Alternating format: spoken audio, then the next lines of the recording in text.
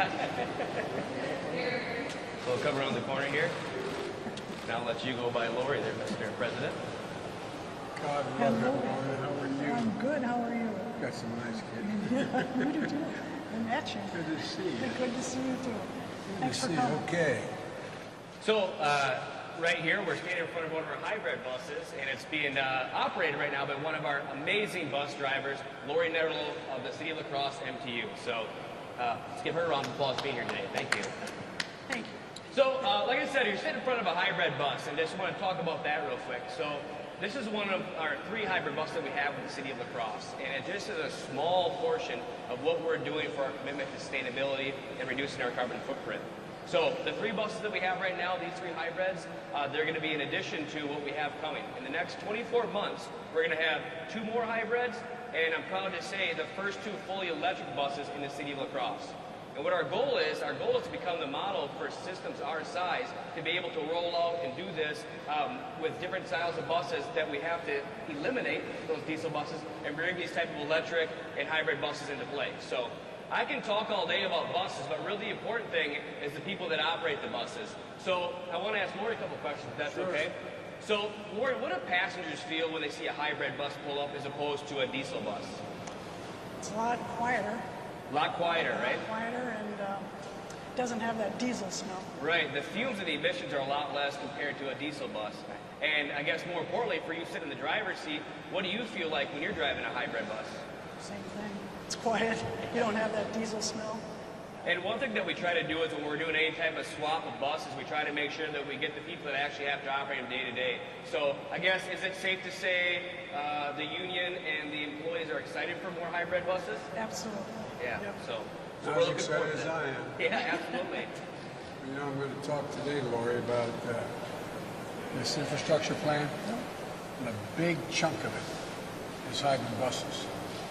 Big chunk. Yep. And, you know, what people don't realize is you got 450,000, for example, school buses out there. We're going to turn into electric buses. Right. But guess what? All those kids getting on those buses, they get those diesel fumes like you did. Right. Significantly causes asthma, air pollution, a whole range of things. So not only is it better, runs better, and we're putting in these charging stations as well, God willing, if we pass this bill, but it's going to change the way in which we get around. And they're so damn quiet. And I just was at the factory down in the Carolinas, and it is really amazing to see. And you know, I used to drive a bus, Lori, when I was in law school, school bus, and in the summers for summer school to pick up extra money. And I had my, we called Delaware chauffeur's license. I could drive tractor trailers as well. But but it was it's going to make a big difference, and I think you're going to like it. I really do.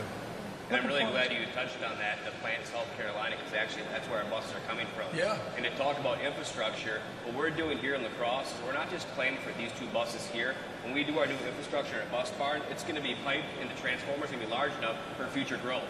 So this isn't just for show to put 2 buses out there. We want to make sure these 2 buses are integrated in our system, and then in the future, we have more buses to grow. So, and to keep going with infrastructure, I'd like to show you a couple things over here, but I just want to say thank you again to Lori for everything that she does, and there's a reason why she's sitting here today. So, I really mean it. Thank you very much. Thank you. Thanks for coming. so over here is kind of the more infrastructure part, and really what I'd like to touch on is that the importance that transportation and infrastructure tie in together hand in hand. So in order to make sure that we have The road ain't cleared. It ain't going nowhere. and you can ask Lori, she'll tell you, a safe and reliable road makes a big difference not only for the maintenance of our vehicles, for the ride for the passengers, but also the operators and their health and safety and well-being. So we have the man perched up here. This is Michael LaFleur. This is our street superintendent. Don't jump, Michael Ford. Hi, Mr. President. Don't do it. Good afternoon. Have you right there, and I'll talk to Mike a little bit. So I guess when we talk about infrastructure, Mike, I had a couple questions for you about this. So how important is it to have new and reliable equipment? I think, Adam, right, Mr. President, I think the key is reliability. We work on a very strict timetable, especially within Wisconsin. We only get 6 to 8 months worth of construction or maintenance. So time is critical. We spend a considerable amount of time planning and coordinating everything. And if we don't have reliable equipment, something breaks down or we don't get things done in a timely manner, it's a domino effect of projects get put off to the following year, things like that. So would it be safe to say that solid equipment, reliable equipment makes you more efficient? Absolutely. What kind Reliable of- equipment is key because it's just when we're not getting things done, it snowballs. Tell me, what kind of winter did you have last winter?